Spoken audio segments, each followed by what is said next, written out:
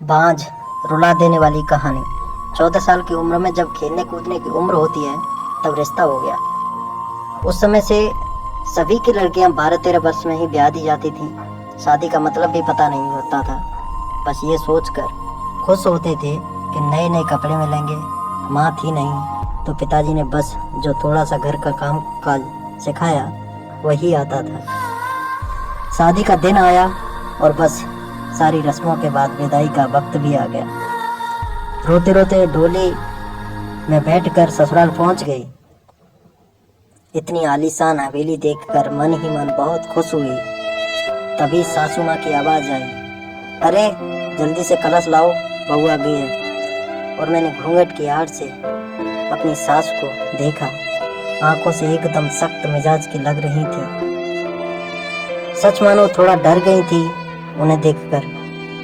सारी रस्में खत्म होते रात हो गई थी। बिस्तर पर लेटते ही नींद आ गई। सुबह सुबह नौकरानी ने आकर जगाया था कि चलो रसोई बनाने की रस्में हैं। तैयार होकर रसोई में गई और खीर बनाई।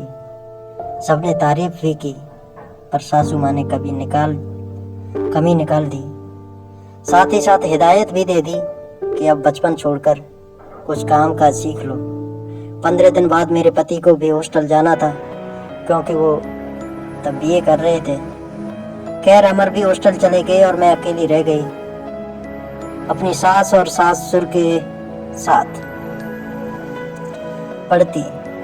बीच बीच में अमर चिट्ठी लिखते थे, पर पहले सासू माँ थी, बाद में मेरे पास आती थी। उम्र कम होने की वजह से इतना फर्क नहीं पड़ता था। मेरे अकेलेपन का साथी था आम का पेड़। हाँ, वही आम का पेड़ जो हवेली के पीछे के आंगन में लगा था। उस आम के पेड़ के नीचे एक कच्ची मिट्टी का कमरा भी बना हुआ था, पर वो पेड़ फल नहीं देता था। इसलिए सारे हवेली वाले उस पेड़ को बांझ कहते थे। पर मुझे न जाने क्यों उस पेड़ से बहुत प्यार था। जब काम से निवृत्त होकर कुछ फुर्सत के पल मिलते थे तो एक वही पेड़ मेरा साथी होता था। उसको देखते हुए मैं अपनी सारी थकान भूल जाती थी। 2 साल बीत गए और मैं 16 की हो गई। अमर की भी स्नातक की पढ़ाई पूरी हो गई थी। आज अमर वापस आ रहे थे। सासू माँ सुबह से ही तैयारी में लगी हुई थी। खुद ही रसोई में जाकर सारा जायजा ले रही थी। मैं भी बहुत खुश थी कि अब मुझे अकेले नहीं रहना पड़ेगा। 16 श्रृंगार के साथ मैं पूर्ण स्त्री की तरह महसूस कर रही थी। आज मांग का सिंदूर कुछ अलग ही लालिमा लिए हुए था। शायद वह लालिमा मेरे चेहरे पर भी दिख रही थी। तभी तो मेरी सास ने मुझसे कहा कि जा अपनी नज़र उतरवा ले, अमर आ गए हैं। हवेली की हलचल से पता चल गया था। मुझे खाने पीने से निवृत्त होकर सब आराम करने चले गए। अमर भी कमरे में आ गए थे और मैं बस शर्म से लाल हुई जा रही थी। तभी अमर ने मुझे तोहफा दिया, एक सुंदर लाल साड़ी। पर मेरे लिए तो अमर का वापस आना ही सबसे बड़ा तोहफा था। हमने ढेर सारी बातें की, जिनमें कुछ शिकायतें थीं, कुछ प्यार था। समय बीतता गया और 2 साल कैसे बीत गए पता ही नहीं चला। अमर और मैं एक दूसरे के साथ बहुत खुश थे। एक दिन अचानक पता चला कि मेरे पिताजी बहुत बीमार हैं। अमर मुझे लेकर तुरंत रवाना हो गए। पिताजी मुझे देखकर बहुत खुश हुए, जैसे मेरे लिए ही अपनी सांसों को रोका हुआ था। और फिर मुझे अमर के हवाले करके वो इस दुनिया से चले गए। भीगी आंखों से अपने पिताजी को विदा किया। अब मेरा सब कुछ अमर और उसका परिवार ही था। समय गुजरता गया और अमर ने अपनी लॉ की पढ़ाई भी पूरी कर ली। अब वो सरकारी वकील कहलाने लगे थे। पर भगवान ने मुझे अभी संतान सुख नहीं दिया था। अभी तो सासू माँ दबी जुबान में बोलती थी, पर धीरे धीरे उन्होंने अपना रुख कड़ा कर लिया। अमर बहुत व्यस्त रहते थे अपने काम में, सो वो मेरे पीछे सारा दिन पड़ी रहती। धीरे धीरे सारे गांव में ये बात फैल गई कि हवेली की बहू बांझ है। तीर की तरह चुभता था ये शब्द, पर कुछ कह नहीं पाती थी, सिर्फ आंसुओं से दिल हल्का करती थी। अमर मुझे दिलासा देते थे, पर लोगों का व्यवहार अंदर ही अंदर मुझे खोखला कर रहा था। अभी मेरी उम्र ही क्या थी, सिर्फ 19 साल, और लोगों ने मुझे बांझ बना दिया। बचपन से ही शरीर से दुबली पतली थी मैं, फिर माँ के मरने के बाद ठीक से पालन पोषण भी नहीं हो पाया था। एक दिन अमर जब दोपहर के खाने पर घर आए तो सासू माँ ने फरमान सुना दिया कि हम अमर की दूसरी शादी करेंगे। उफ, इतना बड़ा धोखा अमर कैसे दे सकते हैं मुझे? नहीं, ऐसा नहीं हो सकता है। बत्ती बुझा दो, मुझे सोना है। अमर, कुछ बात करनी है आपसे। मैं थक गया हूँ दानी, मुझे सोने दो। अमर, क्या आप दूसरी शादी करेंगे? दानी, मैंने कहा ना, सोने दो मुझे, थक गया हूँ मैं तुम सब लोगों की चिक चिक सुनते सुनते। उधर माँ है और इधर तुम। परेशान हो गया हूँ मैं, मन करता है आत्महत्या कर लूं। नहीं अमर, ऐसा मत कीजिए। धानी ने अमर के मुंह पर हाथ रखते हुए कहा, आपके अलावा अब कौन है मेरा? धानी करवट लेकर सारी रात आंसू बहाती रही, और जब सुबह उठी तो एक टूटी हुई औरत बनकर जो मजबूर होकर हर चीज से समझौता कर लेती है। सारी रात यही सोचती रही कि शायद अमर ने भी मौन स्वीकृति दे दी है दूसरी शादी के लिए, पर उसे ये कहाँ मालूम था कि उसकी माँ ने किस हद तक उसे मजबूर किया है दूसरी शादी के लिए। 1 महीने के अंदर ही अमर की दूसरी शादी गेंदा से हो गई। गेंदा अमर की माँ की दूर की रिश्तेदार की बेटी है। धानी अपना सामान उस पीछे वाले कमरे में रख ले, आज से गेंदा इस कमरे में रहेगी, अमर के साथ। सासू माँ ने हाथ नचाते हुए कहा, कैसे छोड़ दूं ये कमरा? नहीं, ये मेरा कमरा है, जिसे जहां जाना है जाइए। पर फिर ख्याल आया कि जो ब्याह कर इस घर में लाया था, जब वही मेरा नहीं है तो ये कमरा कैसे मेरा हो सकता है? ऐसा सोचते हुए आंखों में आंसुओं का सैलाब उमड़ पड़ा। सिंदूर की डिब्बी और कुछ कपड़े लेकर उस कच्ची मिट्टी के कमरे की तरफ बढ़ गई। सामान एक कोने में रखकर खिड़की पर बैठ गई और उस आम के पेड़ को देखते हुए उसको निहारने लगी। इसे कुछ कम हो जाएगा, किस्मत कहूँ या कुछ और के आज मेरी हालत भी इस पे की तरह हो गई है। अकेला बेसहारा, जैसे ये अभी तक अपने अस्तित्व को बचाने में असफल रहा, सफल ही रहा। क्या मैं इसकी तरह अडिग हूँ और मजबूत रह सकूंगी, या फिर किसी कमजोर लता की तरह मुरझा जाऊंगी और अपना अस्तित्व खो दूंगी? नहीं, ऐसा नहीं होगा। मैं मजबूत रहूंगी। जब ये बेजुबान पेड़ सबसे लड़ सकता है तो मैं क्यों नहीं? अपने विचार श्रृंखला से बाहर आते ही मैंने अपने आप को संभाला और हर स्थिति से लड़ने के लिए तैयार किया। कुछ दिन गुजरते गए और मैंने घर के कामों में अपने आप को व्यस्त कर लिया। अपनी कोठरी के आसपास खूब सारे पेड़ लगाए और बाकी बचे हुए समय में उन पेड़ों की देखभाल करने लगी। साथ ही उस आम के पेड़ की खास देखभाल करती थी। गेंदा एक सुलझी हुई लड़की है। वो जब भी मुझसे बात करने के लिए आती, मेरी सासू माँ उसे बहाने से बुला लेती। अमर पहले से भी ज्यादा व्यस्त रहने लगे थे। मुझसे बात तो करते थे, पर एक पछतावा हमेशा उनकी आंखों में दिखता था। शायद मेरी हालत देखकर बुरा लगता था उन्हें, पर माँ के खिलाफ जाने की हिम्मत नहीं जुटा पाते थे। गेंदा के दिन खुशी से गुजर रहे थे और मेरे दिन बस गुजर रहे थे। और देखते ही देखते वो दिन भी आ गया जब गेंदा ने खुशखबरी सुना दी कि वो माँ बनने वाली है। पूरी हवेली में त्योहार जैसा माहौल हो गया। सारे नौकरों में तोहफे बांटे जाने लगे। मैं भी बहुत खुश थी कि चलो अच्छा है, अब घर में एक नया मेहमान आएगा। शायद मेरी जिंदगी का सूनापन। गेंदा बहुत कमजोर थी और उम्र भी 16 साल। उसे बहुत तकलीफ होती थी। अब सासू माँ का आदेश था कि उसकी अच्छे से सेवा की जाए, जिससे कि उसकी कमजोरी दूर हो सके।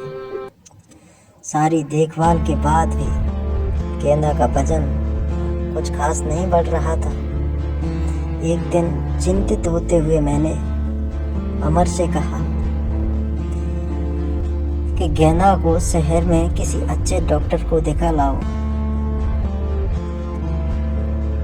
पर सासू माँ ने ये कहकर मना कर दिया कि हमारे भी बच्चे घर पर हुए हैं और अमर की वही पुरानी आदत कि अपनी माँ के खिलाफ वो जा ही नहीं सकते थे। एक दिन गेंदा की तबीयत कुछ खराब होने लगी। उसकी सांस बहुत फूल रही थी। घबराकर मैंने गांव के वैद्य जी को बुलवा लिया। वैद्य जी ने आकर कुछ दवाइयाँ दी और खून की कमी भी बताई। और जब मैंने अमर को ये सब बताया तो सासू माँ ने मुझे गेंदा से दूर रहने का आदेश दे दिया, ये कहकर कि एक बांझ की छाया भी नहीं पड़नी चाहिए गेंदा पर। खैर मुझे गेंदा से दूर कर दिया गया और मैं फिर से अपनी कोठरी में अकेली सारा दिन बंद रहने लगी। या ये कहूँ कि अंदर ही अंदर मैं खुद भी डर गई थी कि कहीं सचमुच मेरी वजह से गेंदा को कुछ हो न जाए। कुछ दिन बाद रात में नौकरों का शोर शराबा सुन के मैं आंगन की तरफ भागी। देखा तो गेंदा के प्रसव का समय आ गया था। गांव की बूढ़ी औरतें और दाइयों को बुलाया गया। पूरी हवेली में हलचल का माहौल था। मैंने अमर की तरफ देखा, बहुत डरे हुए लग रहे थे।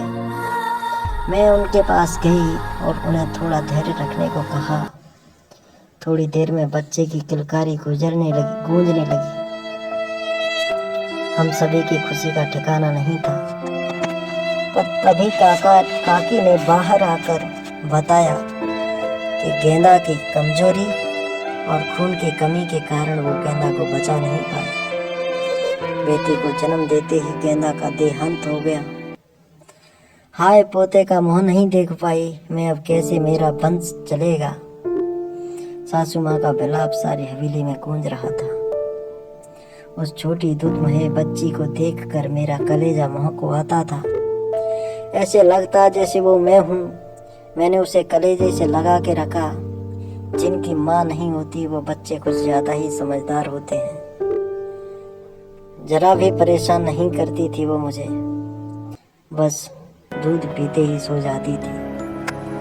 सासू माँ का वही राग चलता रहता कि लड़कियों से वंश नहीं चलता है, पर अब शायद किसी को फर्क नहीं पड़ता था। अमर अब पहले से खुश रहने लगे थे। ऑफिस से आते ही मेरे कमरे में आते और गुड़िया को खिलाते। मुझे भी अमर को खुश देखकर अच्छा लगता था। साल बीत चुका था गेंदा को गए हुए और गुड़िया को आए हुए। आज गेंदा की बरसी है। हवेली में छोटी सी पूजा रखवाई है। मैंने पंडित जी के आते ही सासू माँ ने प्रश्न किया कि क्या मैं जीते जी पोते का मुंह देख पाऊंगी, और पंडित जी ने उसके लिए कुछ गृह शांति के उपाय बताए। सासू माँ चल दी पंडित जी को हवेली दिखाने और सारी हवेली की शुद्धि कराने। मेरी कोठरी के पास भी गई और पंडित जी को वो 5 पेड़ भी दिखाया। पेड़ देखते ही पंडित जी का मुंह बन गया और उन्होंने कहना शुरू कर दिया कि इसी मनहूस पेड़ की वजह से हमारे घर में बेटा नहीं है। जितनी जल्दी हो सके इसे कटवा दो, अब मेरे बर्दाश्त की हद हो चुकी थी। और सासू माँ ने तुरंत नौकरों को बुला लिया कि आज इस पेड़ को काट ही डालो। मुझे कुछ समझ नहीं आ रहा था कि क्या करूं, कैसे अपने सुख दुख के साथी को बचाऊं। जैसे ही वो कुल्हाड़ी लेकर पेड़ काटने लगे, मैं फुर्ती से भागकर उस पेड़ से लिपट गई और विनती करने लगी कि पेड़ को छोड़ दो, पर वो लोग नहीं मान रहे थे। मैं रोती जा रही थी पर किसी को तरस नहीं आ रहा था। तभी किसी ने मुझे खींचकर धक्का दिया और मेरा सिर पत्थर से टकरा गया। सिर से खून की धार निकल रही थी। ये देखकर अमर से रहा नहीं गया और उन्होंने सबको वहां से हटा दिया और तुरंत मुझे अस्पताल ले गए। मलहम पट्टी के बाद मुझे कुछ होश आया। डॉक्टर साहिबा सामने खड़ी थी और अमर को कुछ समझा रही थी। सासू माँ भी वहीं थी और उनके चेहरे से पता चल रहा था कि उन्हें अपने किए पर अफसोस है। डॉक्टर, क्या अब हम इसे घर ले जा सकते हैं? अमर ने पूछा। हाँ, अब आप इन्हें ले जा सकते हैं, पर ख्याल रखिएगा कि अब ऐसा दोबारा न हो, क्योंकि ऐसी हालत में ऐसे गिरना ठीक नहीं होता है। ऐसी हालत? डॉक्टर, क्या हुआ इसे? अमर ने घबराते हुए डॉक्टर से पूछा। अरे, आप लोगों को नहीं पता, अब ये माँ बनने वाली है, तो इनका अच्छे से ख्याल रखिएगा। ये सुनकर किसी को भी यकीन नहीं हुआ। सब बस एक दूसरे को देखे जा रहे थे और मैं तो बिल्कुल यकीन नहीं कर पा रही थी। सासू माँ की आंखों में पछतावे के आंसू थे। मेरे सर पर हाथ रख कर बस इतना ही कह सके, मुझे माफ कर दो, और मुस्कुराकर उनसे लिपट गई जैसे मैं अपनी माँ से लिपटी हूँ। पूरे 9 महीने मेरी सासू माँ ने मेरा बहुत ख्याल रखा और मैंने उस पेड़ का। आज मेरी डिलीवरी होनी थी। सासू माँ समय से मुझे अस्पताल ले गई ताकि जो गलती उन्होंने गेंदा के समय की थी वो अब ना हो। बधाई हो, आपके पोता हुआ है, नर्स ने सासू माँ को खबर दी और सासू माँ ने हाथ से अंगूठी निकालकर नर्स को दी। वो खुश थी, पर इस वजह से नहीं कि वो पोता हुआ है, बल्कि इस बात पर कि मैं बिल्कुल ठीक हूँ। हवेली में धूमधाम थी, सब खुश थे कि हमारा परिवार पूर्ण हो गया था बेटी और बेटे के आने से। और एक खुशी कहीं और भी पनप रही थी। वो उस आम के पेड़ में फल आ रहे थे। शायद हम बहुत जल्दी चिंता करने लगते हैं फल मिलने की, पर हर चीज का एक समय होता है। कुपोषित शरीर हो या पेट, दोनों ही फल नहीं देते। वीडियो अच्छी लगी हो तो लाइक करें, कमेंट करें, चैनल को सब्सक्राइब करें। धन्यवाद।